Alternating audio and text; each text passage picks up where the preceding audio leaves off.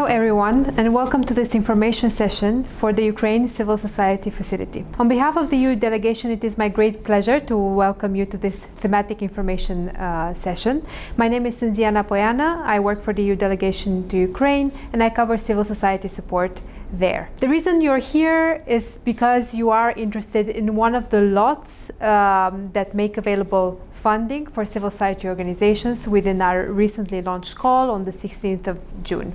In this session, you will hear more of why we chose this specific thematic priority, what do we expect from civil society to deliver, why do we focus on certain types of actions, why do we choose certain type of organizations to be eligible to apply and access this funding. So for the next 45 minutes or so, you will hear presentations from colleagues from the EU delegation to Ukraine who will speak to you about the specific sector you are interested in, but also we will take some of your questions that you submitted through your registration form and try to answer them as good as possible and as interesting for you as possible.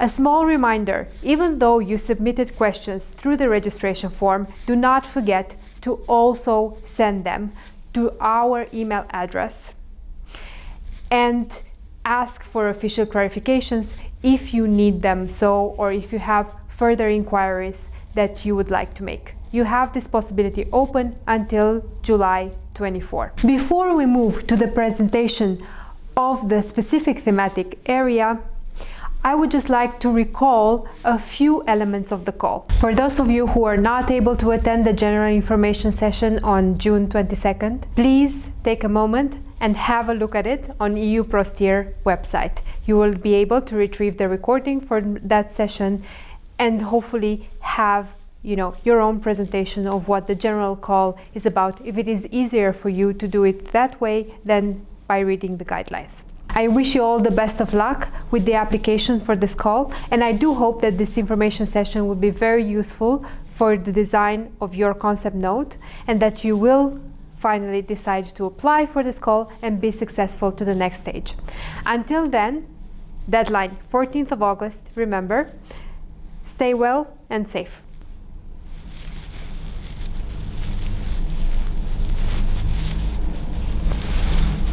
Good morning, colleagues. This is Tanel Tang speaking from Brussels, from Support Group for Ukraine. First, very shortly about myself. I worked on Ukrainian issues since 2014. I worked in the EU delegation in the political section 2015-2017, also covering media issues. And now since 2018 in the European Commission at the Support Group for Ukraine, working on e-government, cyber, digital, also Stratcom and media issues. I have been asked by the colleagues in the EU delegation and Sinziana to give a short overview of how we see the context of media in Ukraine. I see that there are lots of people connected to this call, and many of them actually work in media and know some of the things that I will say for sure. But I think it's interesting also maybe for you to understand how we view the Ukrainian media landscape and also the need to do more and to support more the actors on the ground. I should first say that the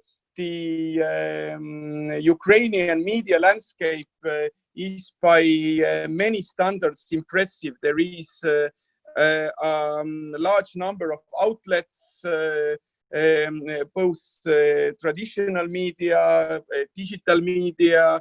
The number of outlets has grown substantially since 2014 changes, and also the general atmosphere. When we take a longer period from 2014 until 2020, we can say that in general the tendency has been positive. Freedom House reports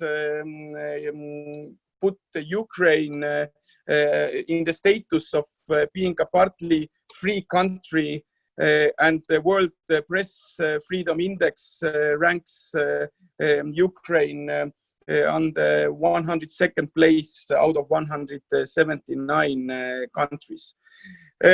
From the EU side, highlighting the importance of free and independent media is part of our political dialogue in almost every discussion with Ukraine. We had yesterday human rights dialogue with Ukraine, where we again raised this issue, and we believe that indeed this very thriving and pluralistic space that there is in Ukraine can contribute to the development of democracy and further integration with the EU. We also welcome the fact that the Ukrainian government has not taken, as far as we know, any kind of measures to restrict the freedom of media and freedom of expression during this very difficult time of COVID crisis. While we take note of the positive developments in Ukrainian media, we also understand that there are many challenges, and perhaps 3-4 of them that to us are most striking. First, I should definitely mention the fact that part of Ukraine is occupied by foreign power, and in non-governmental controlled areas of Ukraine, in Donbas and also in Crimea, there is practically no freedom of expression at all. So if we talk about violations of freedom of expression and freedom of media, this is an area where we should start our discussion. The second point, very important, also related to the first point, is that Ukraine is under massive attack by the Russian Federation when it comes to disinformation and propaganda. And Ukraine has to address this issue very seriously. Government has passed an action plan where this has been included as well, to reduce the impact of disinformation on Ukrainian public. And of course, we very closely follow the follow-up actions in this regard. I will come to this a bit later, to more specific actions that the government has either planned or is planning to take. Third point, it's not a secret that when it comes to the most important media outlets in Ukraine, we are talking about the TV stations. Because most of Ukrainian citizens still get their information through television. This share is decreasing according to the sociological statistics, but it is still high. And of course, we have to recognize that most the big TV channels in Ukraine with the biggest viewership are under the ownership of the large oligarchs, very influential oligarchs. And it's also true that the advertising market for Ukrainian media still has to reach the level, according to the information that we have, reach the level of pre-Maidan times, which basically means that the advertising revenues are not there. There is a strong ownership of oligarchs, and it's clear that this has an impact also on what kind of content the media is producing, and what is the general atmosphere in the media landscape. Some say that the media companies actually function as public resource companies for the big oligarchs. So this is maybe an exaggeration, but it in a way shows the picture very well. And then, of course, we also observe under this setting the increasing influence of some pro-Russian oligarchs, which now in the context of COVID-19 has become even more of a challenge. I'm not going to name any names. I think at least most Ukrainian participants in this call know who those people are. But it's true that there are some concerns that the media influence of pro-Russian oligarchs is increasing in Ukraine. And maybe a last major challenge, EU in the discussions with Ukraine likes to raise this as a first point. This is the attacks against journalists and impunity for those attacks. The numbers of the attacks, I have also here some figures, colleagues probably are aware of this.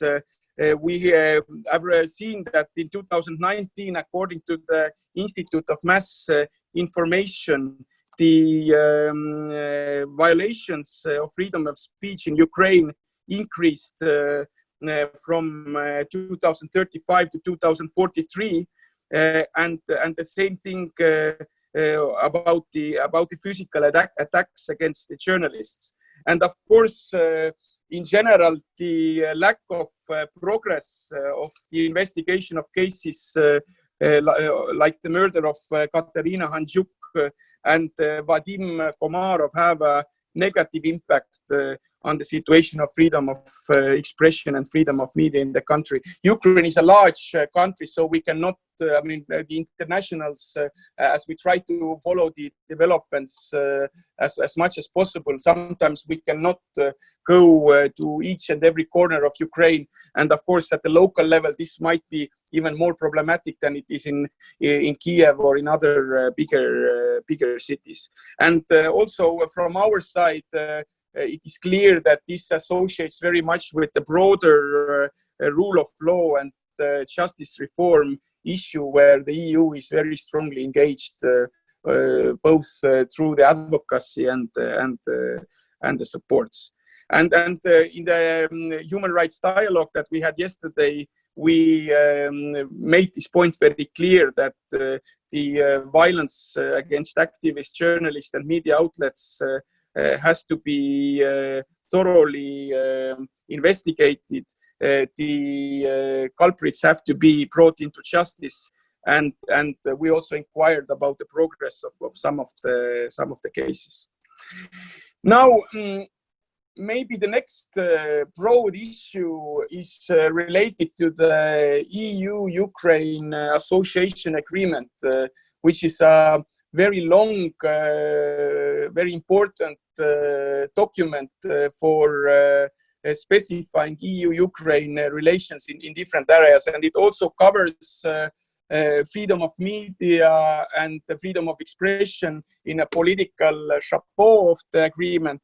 But then there is also a chapter on audiovisual media services policy. And one of the agreement with Ukraine within this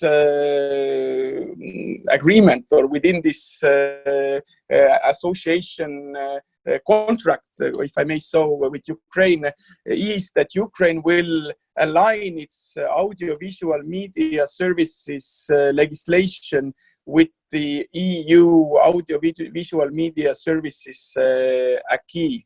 We are talking about, on the EU side, mostly about one directive. This is the EU Audiovisual Media Services Directive. And Ukraine has been discussing the objective to bring the legislation regulating different media sectors in Ukraine under one single piece of legislation for some time. And I think that since the elections last year, we clearly see that there is a new momentum for going ahead with this. and the draft law in this regard has been registered in Ukrainian parliament at the beginning of this year, and there have been also substantial discussions, I understand, with the leadership of the Committee on Humanitarian and Information Policy. We are very closely involved in this process as well through the support to the Council of Europe and their expertise, and our message to our Ukrainian friends and partners has been that please be as much as possible outward looking. Please consult this with the media community, with the media experts, and also with the international community, and take into account the Council of Europe and other international organizations' opinion. Our view is that that the Commission has tried to do that. I know that there are still some open issues. I'm not going to go to the detail of those issues, but I think in general, I can say that we see an openness, we see a willingness from the Parliament to engage into those discussions, and we hope that this process will continue, because the draft law is not there yet to be finally voted and adopted. There are still some open issues.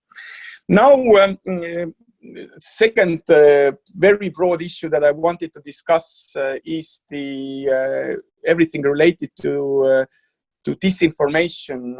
I already mentioned earlier that Russia uses propaganda, uses disinformation as a part of its hybrid effort in Ukraine. And in some parts of the country, this is more successful. In some other parts, less successful. We are fully aware of this challenge, and from our side, we clearly express our solidarity.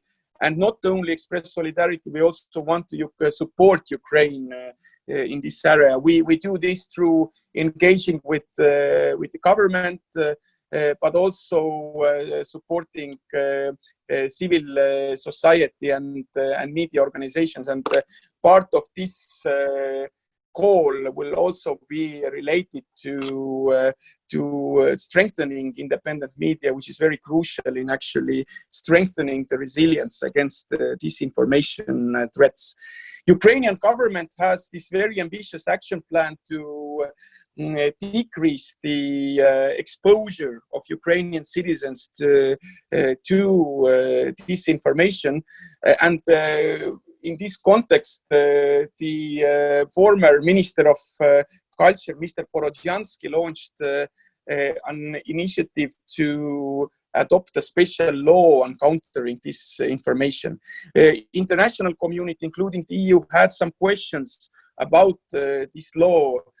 We saw risks to the freedom of media and freedom of expression, and also some of the things which when they would have been introduced, they would have actually been counterproductive of the very objective to reduce the disinformation impact in Ukraine. Because I think it has to be clear that media, any restrictions on media or any suspicions on restrictions of media are going to be the first ones to be used against by the enemies against Ukraine, and this is also something that we have been seeing happening. What is the positive thing is that the Ukrainian interlocutors in the parliament, also in the government, they were attentive to the points that were made by the international community and by us. And then, of course, there was also the government exchange.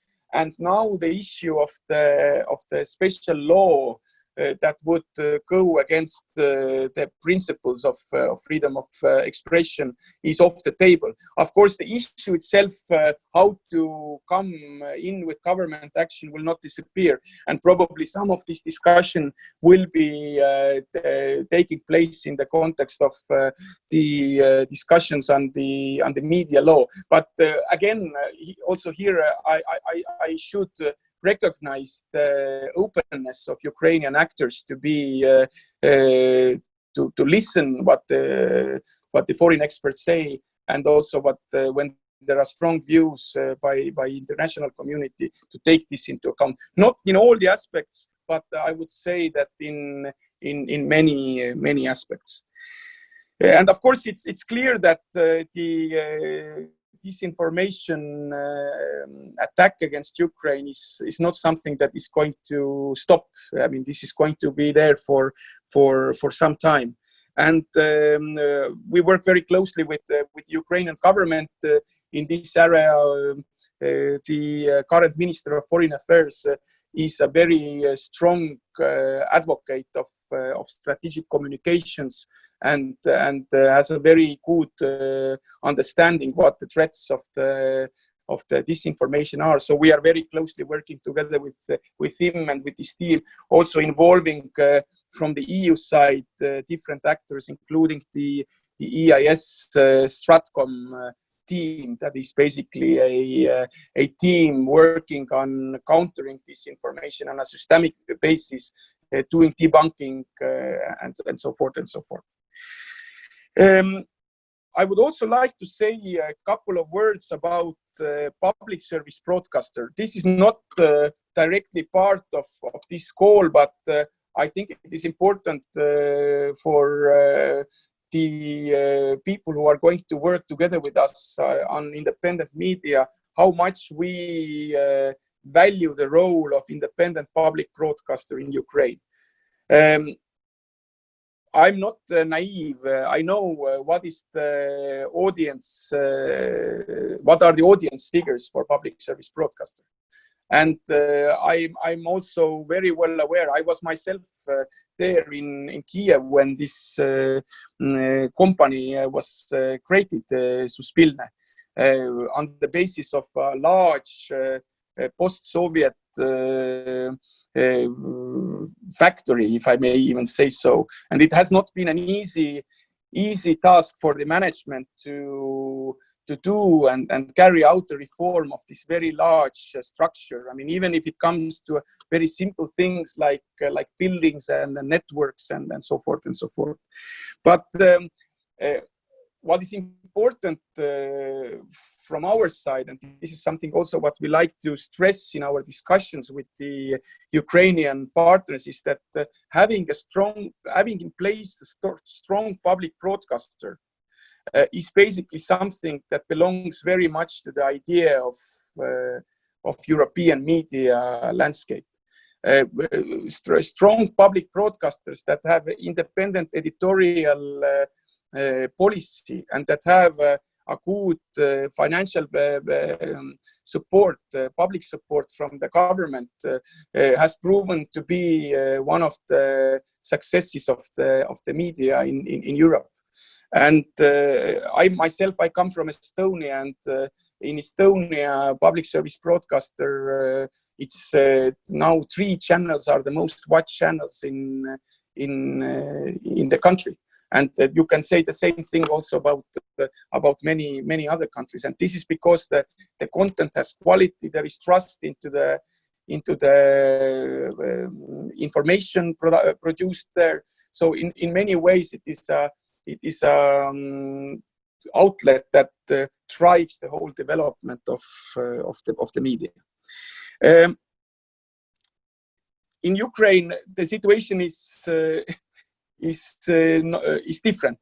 Public service broadcaster should receive a certain amount of funding as a percentage of the national budget, and at the moment this is not completed. This obligation has not been fulfilled, and it has not been fulfilled since the very beginning of the creation of this company in 2017. So, of course, it is clear that in the current context of economies slowing down, the budget also being responsive to that, it's clear that there are pressures on budget, which also impacts the public service broadcaster. But we see this, I would say, a general reservation by the Ukrainian parliament, Ukrainian authorities to allocate the full funding to the public service broadcaster, or at least from our perspective, the funding that it would deserve. And of course, together with this funding, there would have to be a further stepping up the reform. There would have to be a further improving the content of the channel, because or channels. It's a wide network all across the country, both the television and also the radio.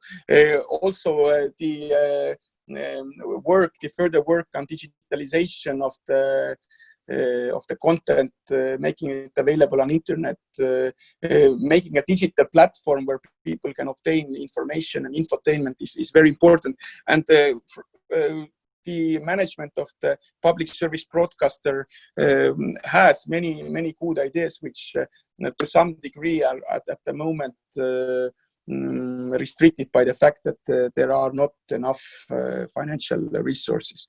I should also say that independence of the public service broadcaster is very important, and in that respect, Ukrainian public broadcaster is doing quite well, or I would even say well, because maybe it is also partly due to the fact that the audience figures are quite moderate, and maybe there is not such a pressure as in other countries to have an impact on the content.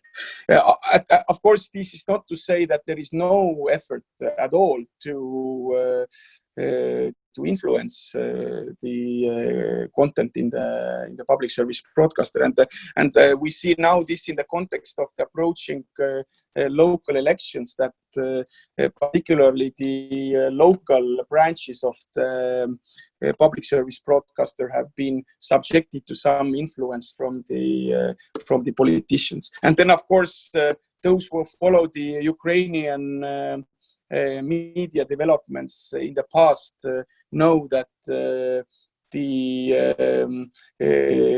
was a time when some MPs launched an initiative of having a certain time during the day allocated to the politicians, which also the international community reacted quite strongly and quite negatively.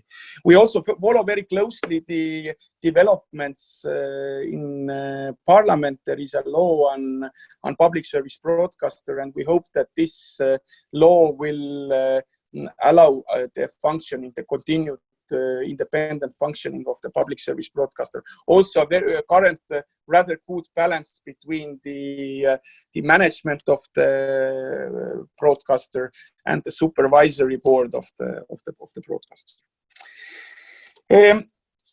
Then going further and discussing the media environment, another very important actor in Ukraine in this regard is media regulator. And this is one things that I think journalists always have a big reservation when they hear the word regulator. I'm talking about TV and Radio Council, National TV and Radio Council. Media, and it's fully understood that media does not want to be regulated. They want to express, they want to use the freedom of expression, and this is how it should work in most of the cases. At the same time, it's also clear that there is in modern societies, in modern audiovisual sectors, there is a need for an authority that issues the licenses, that also a little bit sets the standards or observes the standards on the journalistic ethics. Also very much the developments during the elections, when there is an intensive debate on one or the other issue. So in general, there is a sort of consensus that there is a need for an authority that would work on those issues, and this is also enshrined in the EU Audiovisual Media Services Directive. And with the law that now Ukraine is discussing, and that I referred earlier, that I mentioned earlier, the role of this regulator or the TV and Radio Council is supposed to increase. So what is very important from our point of view is that this regulator will be independent, and this will basically include two very important elements. First is the appointment of the members to the council. We know that 4 members have to be appointed by the parliament, and 4 members have to be appointed by the president. And it is very important that in the context where servant of the people has a large majority in the government, and then other half of the members will be appointed by the president, that this will not be taken advantage of, and that the independence of this very important body will be preserved. And then the second aspect is related to everything to the licensing policy, that in the licensing policy you can also do lots of things to actually impact the media. Licensing rules have to be followed by media outlets, but at the same time the TV and Radio Council should not take any measures that would be perceived as not being independent, or as not being fully in the mandate of the regulator. Because at the end of the day, revoking a license still has to involve, according to the Ukrainian legislation, and also the good rules, good practices in Europe, the court decision. I think this is for the media environment. Now, maybe I would also like to say a few words about our support in general to Ukraine in this area. I hope that I'm still in the margins of the time that was allocated to me. Or maybe if you say, Sinjana, that I should wrap up, I will wrap up. I think it would be good to have at least 10-15 minutes for questions, but please go ahead. Can we keep it to 3-4 minutes to wrap up your presentation? Okay. Yeah, 3-4 minutes. I can do 3-4 minutes. No, I can just on support side, I can say that our work is basically in three different broad areas. One is the media environment, and this is the public service broadcaster, media regulator, media legislation. We work very closely together with the Council of Europe. We work very closely with the public service broadcaster, and we will step up our work in this area. Then the second thing is, or the second very broad area is the independent media in general, and the call that we are launching this time around is basically part of this approach. So we want to support independent media as much as possible at the local level, also in those areas where there are particular challenges and particular issues, also taking into account that we are now living in the COVID context, where the context for the media outlets has been become particularly difficult. And then the third broad area is everything related to countering disinformation, strengthening resilience of Ukraine against the hybrid efforts by Russian Federation, and this includes media literacy work, this includes debunking work, but this also includes the engagement with the government efforts to reach out to the non-government controlled areas. So, for example, we try to work together with the with the Crimean Tatar media outlets, and also with this new Tom TV as well, which is separate from this action, but very much linked to what with the call that is launched now. And maybe the final point, what I wanted to say is that what is important for us in the work with Ukraine in this area is that there is a constant consultation with Ukrainian government, with civil society, with media organizations, and a very diverse number of actors in this area, so that we get the full picture. And I think that also by supporting independent media, we in a way broaden our network in understanding better what is going on in the country. Thanks a lot for the time, and I'm open to answer any questions. Thanks. So thanks a lot for the presentation, Tanel. A very interesting and comprehensive presentation, very politically meaningful, just like our friends from civil society like it. I would just like to add a couple of elements about the funding that we make available. So everyone has heard now from Tanel, basically what is the context based on which we develop the priorities of this call. We are focusing now, of course, on lot 3. You see there a little bit of context as well as to, our intention to support media as an integral part of the civil society landscape in Ukraine. You will also see that we have already identified some sub-priorities based also on what Tanel has just described, namely strengthening the internal governance of civil society organizations that deal with media issues and not-for-profit media outlets, and advancing investigative journalism. You will see on page 20 and on page 21 a series of types of actions that we have identified as being meaningful and relevant for civil society to support.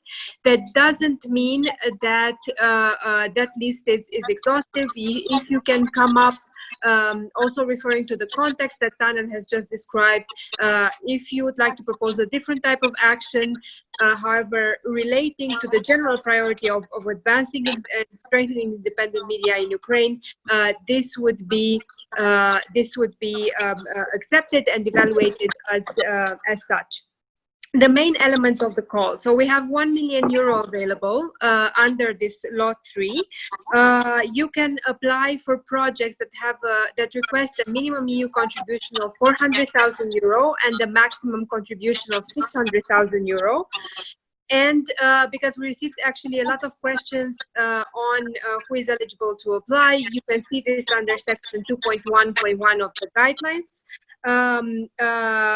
The organizations that are eligible to apply are civil society organizations registered that can prove that they are not for profit, and who have been registered either in Ukraine or in an European Union member state, or in an EEA country, or across the Eastern Partnership. So all these types of organizations can be either lead applicants, or they can be co-applicants. So this was actually, we extended eligibility under this call because we do see this element of exchange and of, let's say, international cooperation as being very important for this lot, which is why we wanted to give you the possibility to engage with international actors. Some of you have already asked us questions about the partnerships. Actually, we leave it up to you as to how do you assess your own strength as an organization to propose a project that you can yourself implement. So you are free to choose in whether you engage in a partnership, or you can also submit a proposal by yourself. So you don't, there is no requirement related to the number of co-applicants. So your reading of the guidelines in that aspect is correct. Also, another question that we received and also clearly specified in the guidelines, financial support to third parties is mandatory. So the guidelines read financial support to third parties shall be used. This is because we see a lot of value in engaging with local media outlets and with local actors. However, they do not have the capacity to apply for our funding directly, which is why we rely on some of the organizations such as yourselves to help us make sure that also their needs are addressed. So basically, under this lot, you will need to propose a form of financial support to third parties. Some of you may have attended previous sessions, including the general information session on Monday. I mentioned this a couple of times, just a refresher. So financial support to third parties is more commonly seen as noticed by you in the form of subgranting. It can come in different forms as well, and you may be able to provide other types of support. On that note, we have about 6-7 minutes left to address some of your questions. So I will start with the more general ones. And I don't know, Tanel, are you still there? Yes, I'm here. Okay, great. So basically, we received a number of questions regarding this lot, and I have separated them between those that are more focused on content and political related work versus those that are more general. So let's start with those that are specific to this lot. Very brief answers, so we get as many questions in as possible. What is the EU's perception of independent media in Ukraine? I believe that you have addressed this quite widely in your presentation. Is it possible to have independent media in Ukraine, and how can independent media succeed after the pandemic? Well, if I may very shortly, yes, Ukraine has very rich independent media. There are some challenges. I referred to the big role of the oligarchs. I also referred to the increasing impact of some oligarchs who have maybe not the best interest of Ukraine in mind. But in general, one always has to put this into the context and also compare it with other countries. And when we compare this with the other Eastern Partnership countries, I would dare to say that Ukraine has one of the most free and most diverse independent media in the region. And COVID, when it comes to COVID, of course, COVID makes the things more difficult. But as I said, from the government side, I have not seen any kind of actions that would have reduced the independence of media. There are some issues related to the violence against journalists, and of course this is a major problem. But in general, no actions that would restrict their freedom. Thank you. Thanks a lot. Okay, another question, because indeed we have chosen to focus and to highlight specifically the need to strengthen internal governance and sustainable financing of media outlets as one of the priorities of the call. Someone is asking,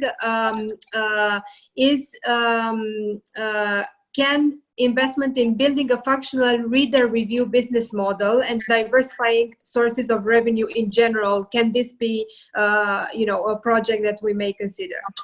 Yes, this can definitely be a project. This is one of the challenges when we design an action, meaningful action to support the media in Ukraine, because on one hand, the media functions and fulfills the functions of non-governmental sector of civil society. But on the other hand, it's clear that the media also has to function as a business. So, or as an entity that has some kind of sustainability. And the assessment that the EU has conducted, not only in Ukraine, but also in other countries, neighborhood countries, and also Western Balkan countries, shows that this might be one of the biggest challenges to actually enable media outlets to create systems that will help them to sustain themselves. Thanks. Thank you. Maybe along similar lines, can this funding opportunity support content production, any content, not just investigative journalists, not just investigative journalists? I think the focus should be on investigative journalism. I think this is part of the terms of reference for this program, for this call. But of course,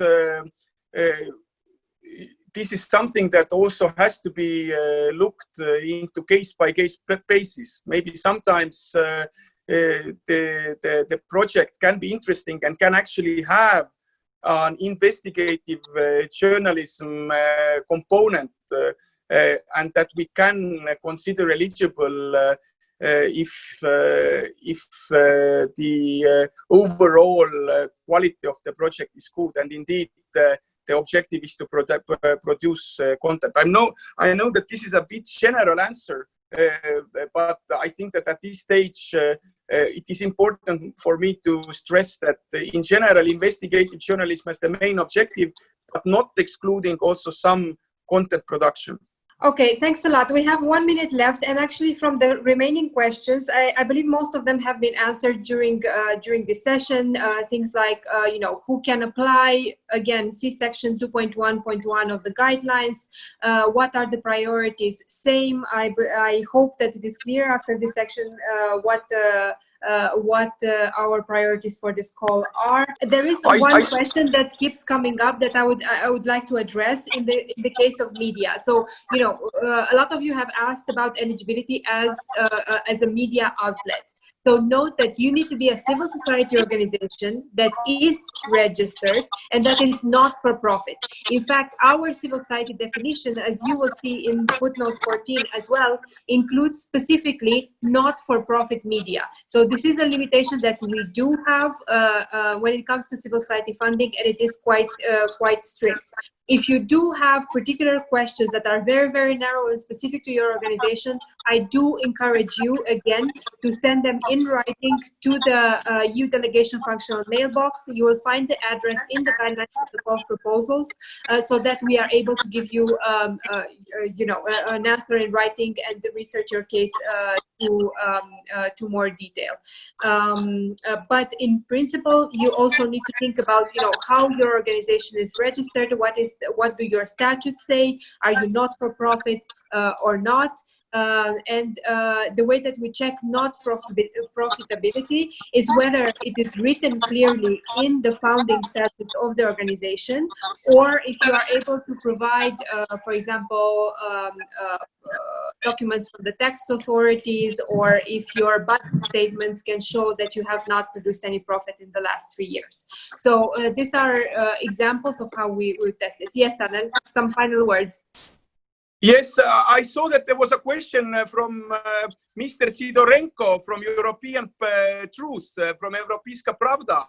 But the question disappeared, or I don't know whether my answers already provided the explanation. But I'm ready to answer also the question from him.